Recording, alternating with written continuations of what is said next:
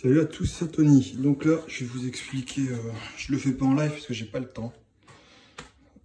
Parce que, tu vois, je suis revenu et je vais devoir commencer à... Je vais fixer le tablier là pour pouvoir...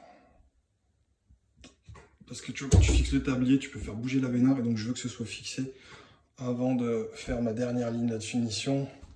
Et tout à l'heure, bombarder là les carreaux, recouper ça et tout, etc. etc.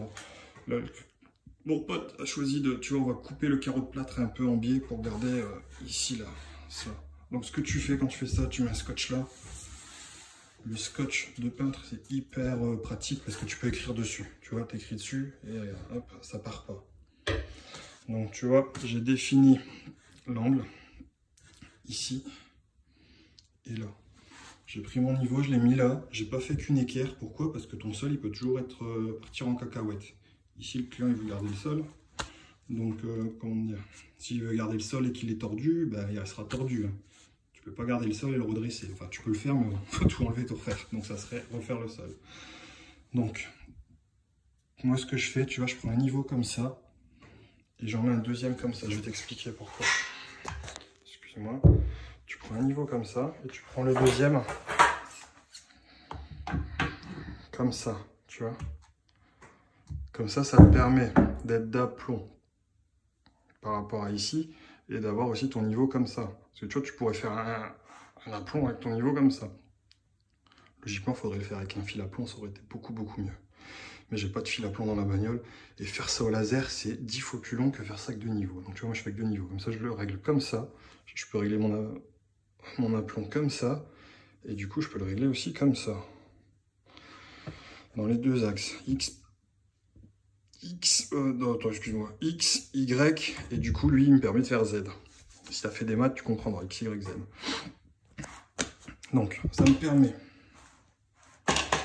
de prendre des points, tu vois, qui sont là. Là. Là, il doit en avoir un ici, quelque part. Là ou là, tu vois. Et un là-bas. Ça, c'est l'extérieur de la baignoire. Donc, tu vois, tu traces, tac, tac. Point d'intersection. Logiquement, tu es ici. Donc, tu vérifies. Tac, pareil, tu mets ton niveau, pouf, pouf, tu vois. Si tu tombes bien là, c'est que tu es bon. Extérieur du truc. Ce qu'il faut savoir, c'est que l'extérieur, c'est pas comme ça. Hein. Tu vas pas mettre ton panneau là. Hein. Pourquoi? Parce que sinon, ton carreau, quand il va arriver en haut, il va déborder. Moi, je veux pas que le carreau déborde. Je veux que le carreau il soit à fleur. Un petit peu à l'intérieur, pour un petit peu dedans. Mais qu'il soit à fleur. Je veux pas... En gros, je veux pas ça. Tu vois, tu comprends? Je veux pas ça. J'ai pas envie de mettre une baguette. Donc, moi, j'ai pris l'épaisseur du carreau au milieu. Parce qu'il y aura une coupe. Et pas le bord fin. Donc, tu vois, tu prends une coupe, tu mesures. Idéalement, j'aimerais que ce soit comme ça. Donc, tu prends l'épaisseur de ton body, l'épaisseur de ton carreau, peigne de 6 mm, la moitié, c'est 3 mm. Donc, tu vois, là, j'ai 6-7 mm, un bon 6, on va dire. 6 et 3, 9, plus 20, 29. Je me suis pris 1 mm de marge, donc je suis à 30. Vaut mieux être dedans que dehors. C'est toujours plus beau d'être dedans que dehors. Alors, je t'explique pourquoi. Tu vois, si t'es dehors, si t'es dedans, ça fait ça. Tu vois la différence? Moi, je préfère toujours être un petit peu dedans. Donc, comme ça, tu l'as vu. Donc, hop, j'ai fait ça. J'enlève les 30 mm partout. Je refais le trait. C'est la bissectrice de l'angle. Sauf erreur de ma part, c'est comme ça qu'il me semble qu'on dit. Une bissectrice. Donc, tu fais la bissectrice, tu vérifies que les points d'intersection sont les mêmes. Pourquoi je fais ça? Parce que là, c'est où je vais fixer mon rail. Tu vois, le rail va être fixé là. Comme ça, le panneau Eddy sera collé et vissé là en appui. Là, pareil.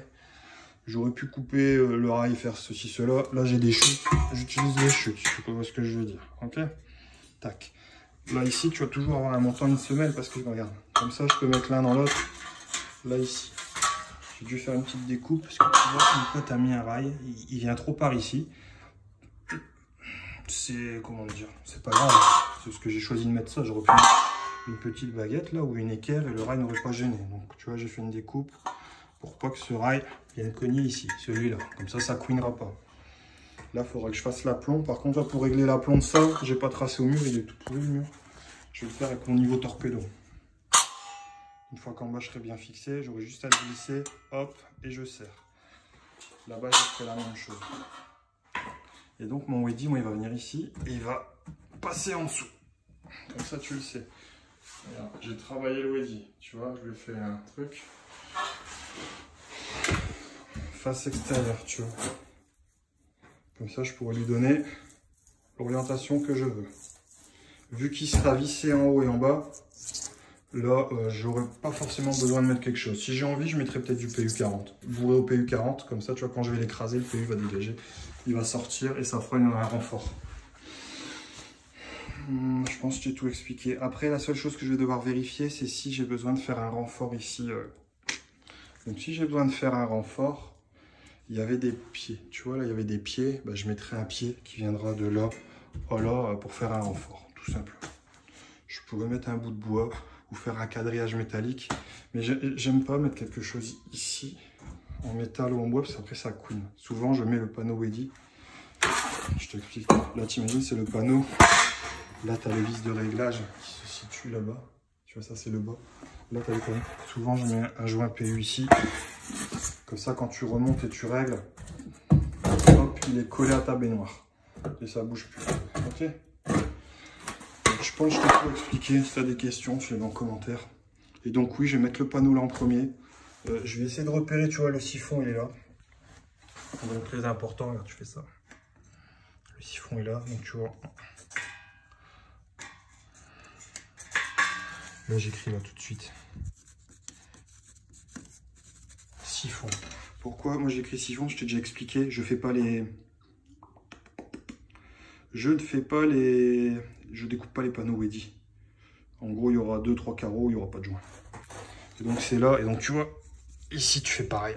Tu fais un trait à peu près. Et là tu mets un S.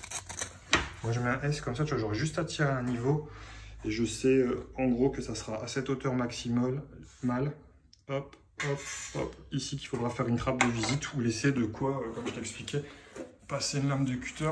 Et tu vois, s'il faut enlever 4 carreaux, hop, tu les enlèves et ça te fait une trappe de visite propre.